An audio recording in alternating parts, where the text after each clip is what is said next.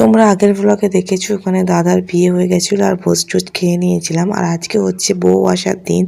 আমরা মাসির বাড়িতে বউ আসার জন্য অপেক্ষা করছিলাম আর সবাই রেডি হয়ে নিয়েছিলাম স্নান টান করে। এদিকে দাদা আর বৌদির দেখো গাড়িটা চলে এসেছে আর এখানে বৌদিকে বরণ করা হচ্ছে।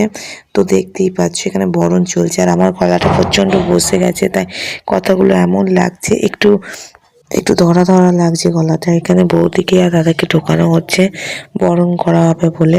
আর আমরা অলরেডি ঘরের ভিতর ঢুকে ঘরের দরজা লক করে দিয়েছি। দাদা আর বৌদিকে ভিতরে ঢুকতে দেবো না, জানলা দিয়ে ফোন বার করে ভিডিও করছি, কারণ আমাদেরকে এখানে টাকা দিতে হবে। আমরা এখানে সবাই ভাই বোনেরা মজা করে দাদার কাছে আবদার করেছিলাম যে নতুন বউ নিয়ে ঘরের ভিতরে ঢুকতে গেলে আমাদেরকে দৌড় খোলানোর জন্য টাকা দিতে হবে।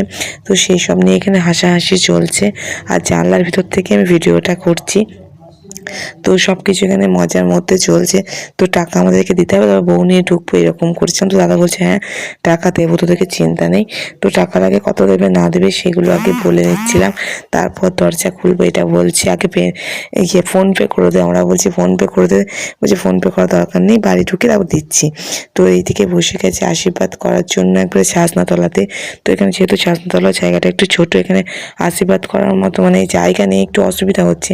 তাই এখানে শুধু মেসোমাসি এর আশীর্বাদ করে নিচের বড় রুমটাতে নিয়ে যাওয়া হয়েছিল আশীর্বাদ করার জন্য। এখানে সবাই পরপর আশীর্বাদ করবে একে একে।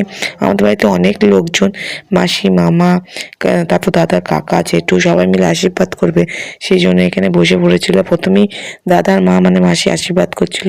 আশীর্বাদ করার পর নোয়া বানানোটা বৌদিকে দিচ্ছিল পরিয়ে, কিন্তু বৌদি হাতে ঢুকছিল না বলে বললো তুই নিজেই পরে নে।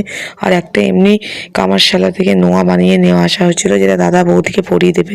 তো সেটাকে চিড়ে দাদা ঠিক করে নিচ্ছিল বৌদি হাতে ঢোকানোর জন্য। তো এত শক্ত দিয়ে দাদা চিড়ে একদম ভাগ করতে পারছিল না। তো অনেকটা ফাঁক করার পর বৌদির হাতে ওটা ঢোকানোর চেষ্টা করছিল। তো ওই নোয়াটা সারাদিন মানে সারা জীবন যতদিন বাঁচবে ততদিন ওই নোয়াটা পরে থাকতে হয়। এটা বাঙালিদের রিচুয়ালস, অনেকেই জানবে হয়তো। তো সেটা এখানে চলছে। তো আশীর্বাদ পর্বটা চলার পর আমরা বৌদি চেঞ্জ করে স্নান টান করে খাওয়া দাওয়া করবো। তারপর আবার তোমাদের সঙ্গে রিসেপশনের ব্লগ নিয়ে হাজির হবো। ব্লগগুলো কেমন লাগছে একটু কমেন্ট করে বলো, আর ভালো লাগবে শেষ অবধি ব্লগগুলো দেখবে, লাইক করবে, শেয়ার করবে বন্ধুদের সাথে। আর আমার গলাটা প্রচণ্ড ভেঙে গেছে, সেই জন্য কথাগুলো এমন লাগছে, কেউ কিছু মনে করো না। তো এখানে দেখো আবার আমার বর্দে আশীর্বাদী করতে এসেছে, মানে আমাদের বাড়ির সবার বড় যে, সে আশীর্বাদী করলো। তারপর কপালের মধ্যে একটু ঘটিতে জল দিয়ে আম শাখা দিয়ে সেটা বৌদির কোলে দেওয়া হয়েছে। আর এরপর বৌদি যেহেতু বউ ভাত আজকের দিনটা, তো বৌদিকে এখন ভাত দিতে দেওয়া হবে সবার পাতে।